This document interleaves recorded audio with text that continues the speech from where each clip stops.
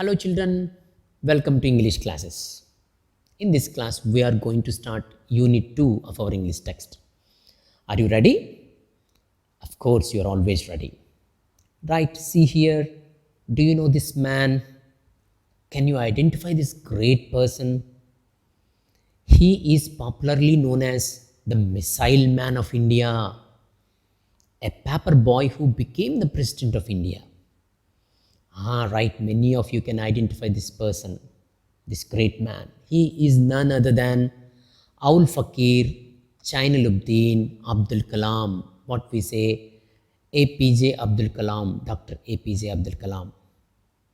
So, in this extract, uh, the extract obtained from his famous book My Teachers. He wrote many books, so many famous books. Among them, one of the book is My Teachers. So our little story is a piece obtained from that book. In this extract, we come to know about some of the incidents. In fact, one incident that took place in his childhood when he was 10 years old, that changed the course of his life, that changed the direction of his life. That's why I see our title, The Turning Point. What is the title? The Turning Point. A time at which a significant change happens. So his life changed from that moment. That's why our title is The Turning Point. Are you ready? Shall we go through it? Why not? See here. I was in class 5 when the Second World War, the largest conflict in human history, was at its peak. Because of the war, all the resources were scarce and the prices were not affordable. So I had to take up my first job as a newspaper boy. My task was to pick up a bundle of Tamil newspapers and to deliver them to some local offices, some tea stalls, and occasionally a few homes. Before I set out to distribute, I used to sit on the bench there at the station, open the bundle, and carefully pluck out a copy of daily newspaper Dinamani. The first page always caught my attention as it was usually filled with photos of fighter aircrafts and stories of the Second World War. The German Air Force, called Luftwaffe, was sending hundreds of planes and bombers to attack the city, and the British Royal Air Force had to deploy their full air force to defend their motherland. The stories would be about brave pilots from both the sides and how they maneuvered their aircraft and bombers. As a young boy, I used to love the stories of the pilots and their planes. I was curious about planes. I wanted to be a pilot myself.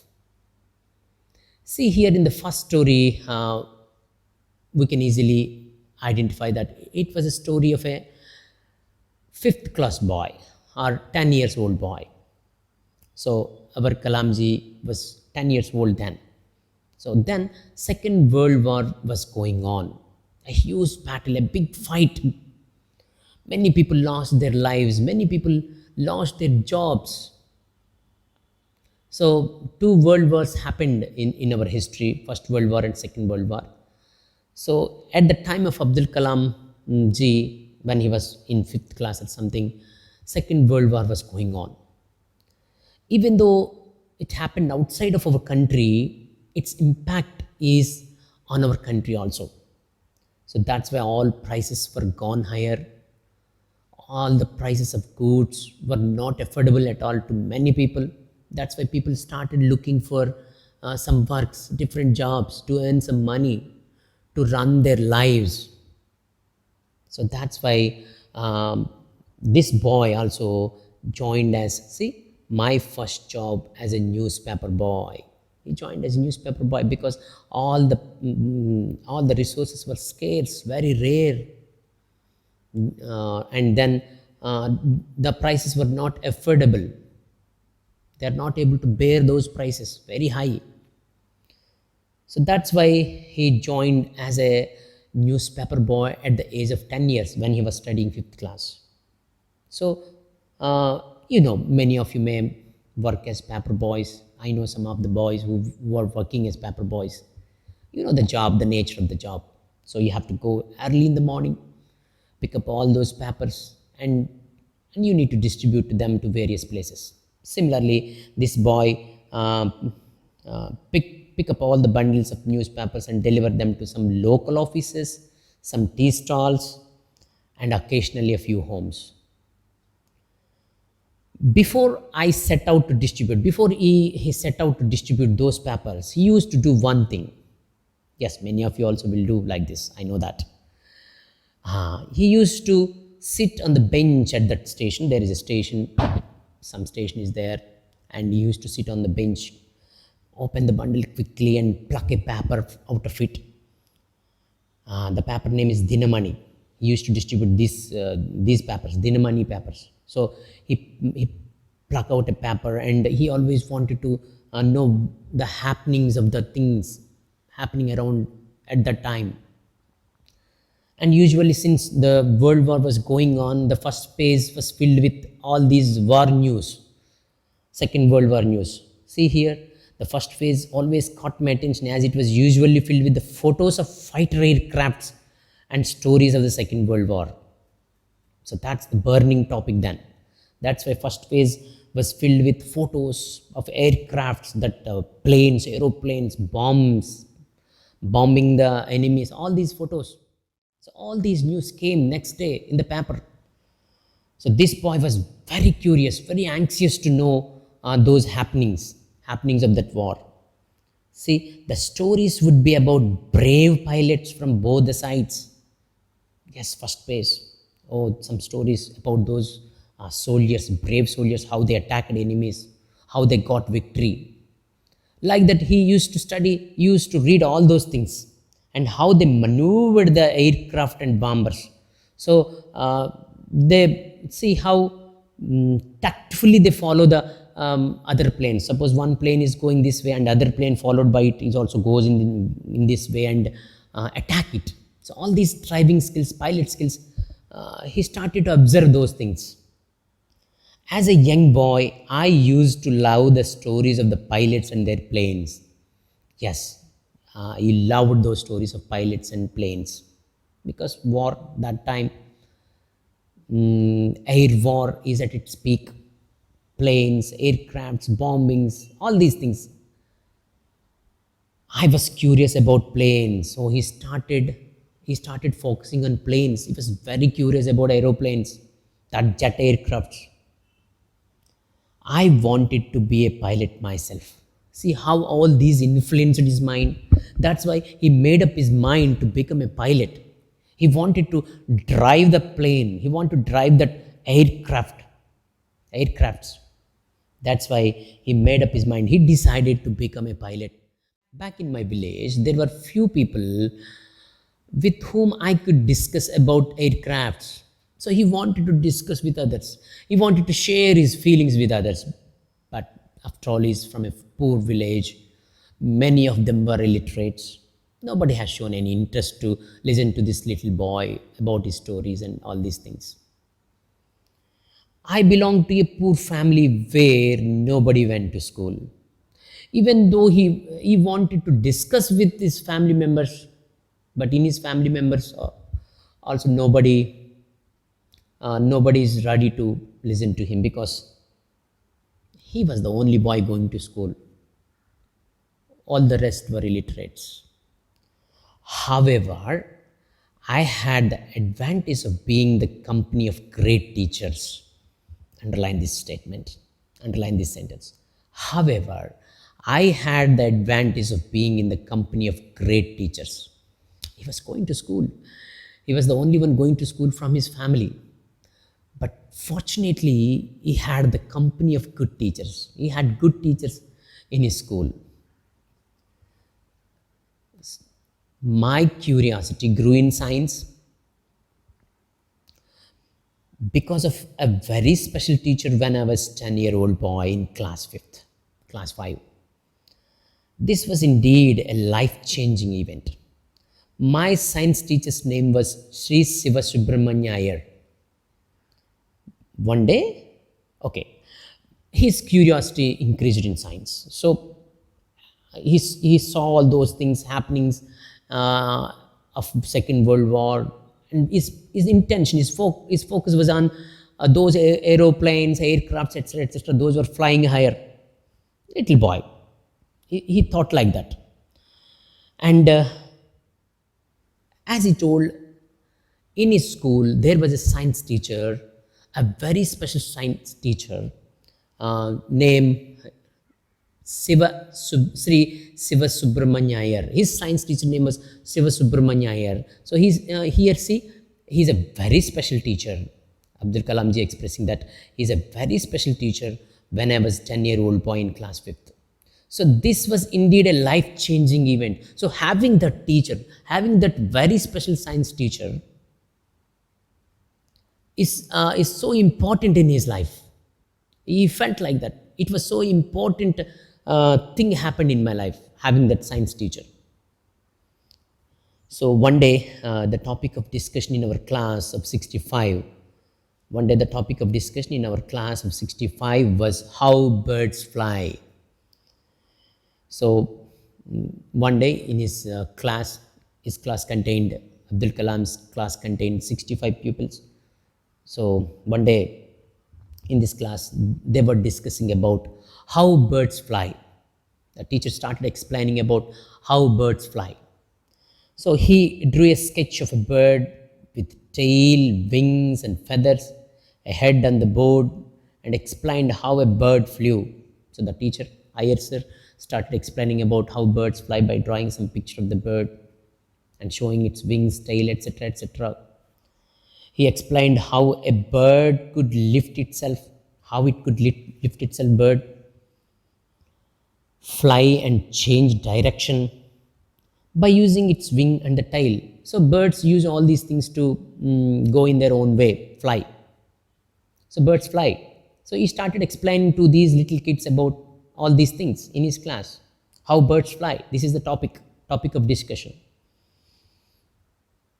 Right, so then he asked us whether we understood.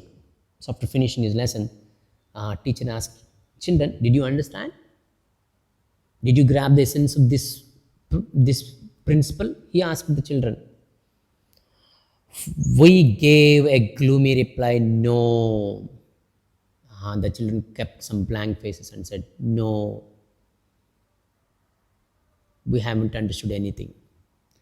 Mr. Iyer did not get upset. This is a wonderful quality of a teacher. He didn't get upset. He didn't get disappointment. That evening, he took all of us to the seashore. Instead, the teacher had done, do you know what he had done? So he took all these boys, all these kids of class 5 to the seashore. Yes, after all, these people live beside seashore, a small village containing hardly 200 to 300 people. The sunset, waves, cool breeze and the chirping of birds all together made it a very pleasant atmosphere. The atmosphere on that evening, perhaps after the school, you can expect how beautiful it could be. So he took all of them to the seashore, and the atmosphere was also very pleasant, very nice in our language. Now, he asked all of us to notice how the birds make a formation in a group and fly. So by that time, evening time, usually birds fly. We also often see all those things. So he asked all of us to notice how the birds make formation in a group and fly. When the birds fly, they form a group in a special shape. See here in your picture, you can notice that a V shape like this. They go in this particular shape, right? Birds. Now, so he asked them to observe the shape, one bird like V shape like this. So that is something like aerodynamics, needle at the beginning in front of the that flock, I should say here. So needle-like, and that is called aerodynamic, aerodynamic shape. So to make the flight move, uh, it was so important. It is so important for the flight. So he asked all of us to notice how the birds make a formation in a group and fly. He also told us to notice the shape of the formation made by the birds while flew. And then towards, he drew our attention towards, see, he drew our attention towards how they flap their wings to fly, how they flap their wings, move up and down. Flapping means how they flap wings to go high, and how they use the tail to propel directions. Birds use their tails to change the directions. Usually, if they want to change the direction, if these birds want to change the direction, they use their tail. So they move like this to go other way. Like this, they use their tail. So this teacher was explaining all these things practically in a pleasant atmosphere. Mr. Ayer also made us notice how the bird is powered to fly by itself. Oh, birds have no engines. Birds have no iron wings. You know how birds fly. They have the power to lift. They have the power to lift up and move forward on their one. They are power filled. So in 15 minutes, all of the students cheerfully shouted, "Yes, sir, we now understand how birds fly on their own." So after this wonderful practical presentation, those gloomy faces became glowing faces. And with a smile on their faces, they started shouting, "Sir, now we understood everything. Now we could catch the logic involved, how birds could fly." They were very happy. All the children were very happy. In the morning, they were very sad. They kept some blank faces. But when this great teacher, the teacher, uh, the teacher who wants to make the concept clear for their kids, made them happy by the evening. So the flight principle, okay, the flight principle got imprinted in my mind, and I decided that in future I will study subjects related to flight. Is decided. I wanted to study all the subjects related to flight, related to flying things. However, as a little boy, I needed guidance to pursue this field. He was just a 10-year-old boy. All these things happening in the mind of a 5th class boy. I asked my teacher, Mr. Iyer, to guide and tell me how to pursue my interest. So he all the way went to Mr. Iyer and asked, "Sir, how can I achieve this? This is my mission. This is my passion. This is my vision. How can I achieve this?" He's asking his teacher. Mind you, a 5th class boy. He told me to study and explore the field of aviation science and aeroplanes. Yes, my boy, I understood your interest. Very good, excellent. Having an aim at this stage is really good. So this is the way you need to go. The teacher guided him. The teacher shown him the way, the path he should go to reach his vision, to reach his destination, to reach his aim in life. That's why this teacher, Mr. Iyer, played a vital role in the life of Abdul Kalam. Whatever I had learned that day changed in my life. See, whatever I had learned that day changed my life. That day, that changed my life. Changed the direction of my life. I was inspired to have an aim. Yes, now the teacher might have told him that, "Yes, my boy, this is good aim. You must have aim to achieve." Then later I realized how important it was to study physics. So might have a beautiful discussion with his teacher. what to do and what not to do. So he might have told him, yes, you need to study science, physics, etc., etc., etc. He explained everything. So he wanted to study physics. I chose physics. He selected physics as one of his premier subjects.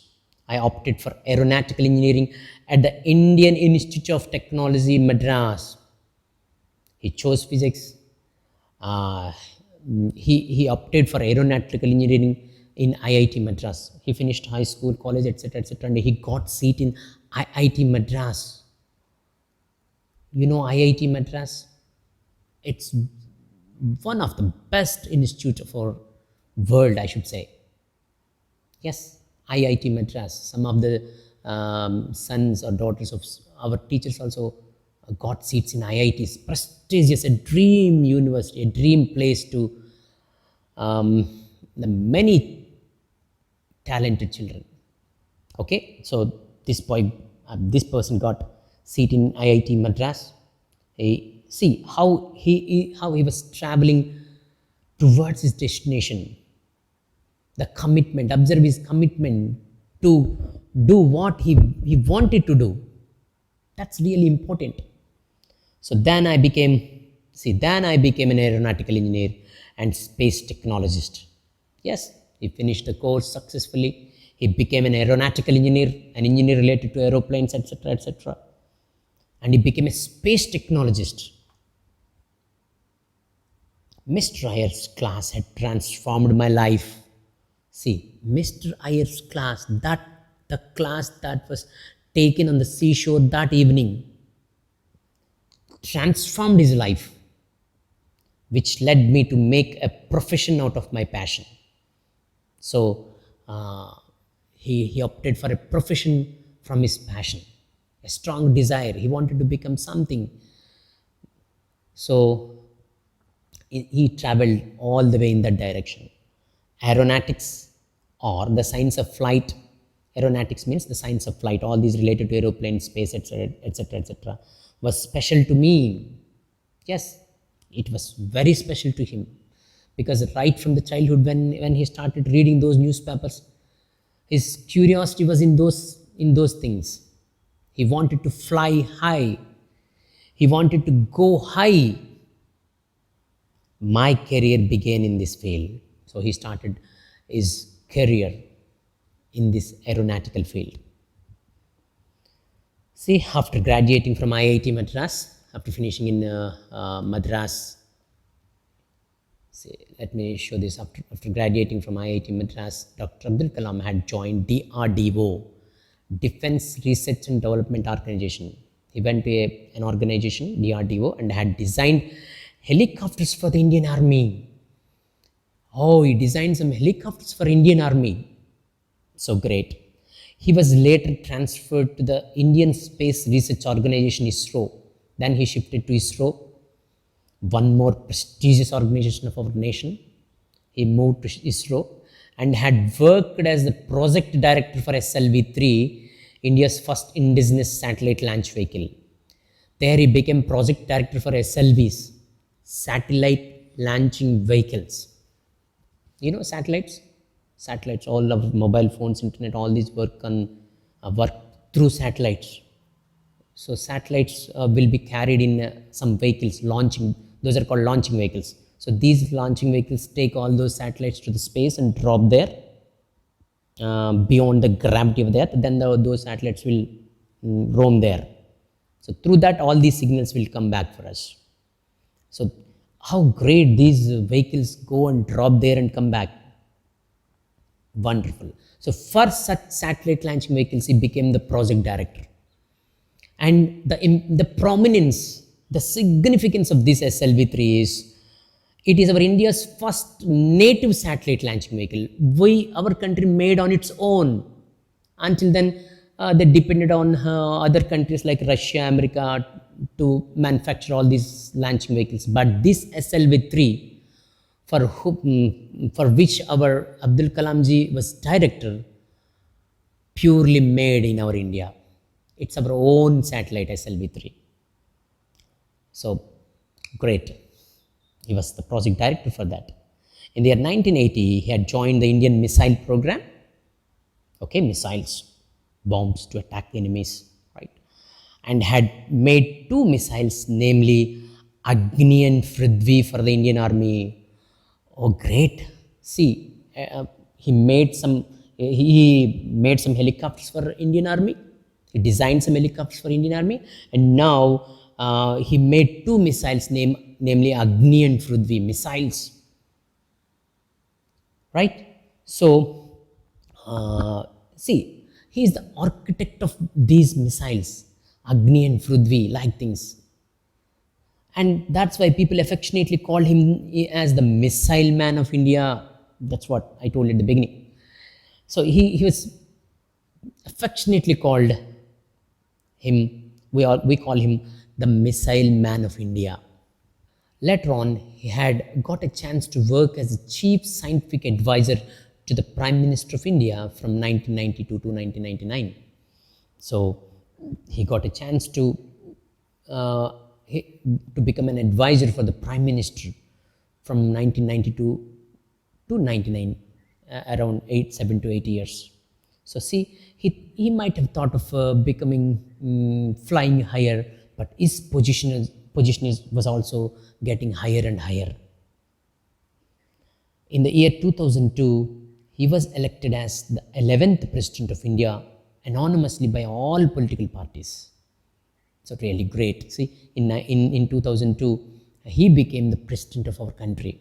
Nobody objected, nobody denied, nobody questioned, because all loved him. He is such a lovable man. In 1997, the government of India honored him with the highest civilian award, Bharat Ratna. In 1997, before he became the President of India, in 1997, he was awarded with the topmost award of our nation, Bharat Ratna. Yes, he's more than that. He's beyond all these awards, appreciations. He was such a man. He decided his achievements. He dedicated his achievements to all his teachers who inspired him and had motivated him to serve his motherland throughout his life. See, he dedicated all his achievements, whatever he achieved, whatever he accomplished. He accomplished so many things beyond imagination, beyond expectations.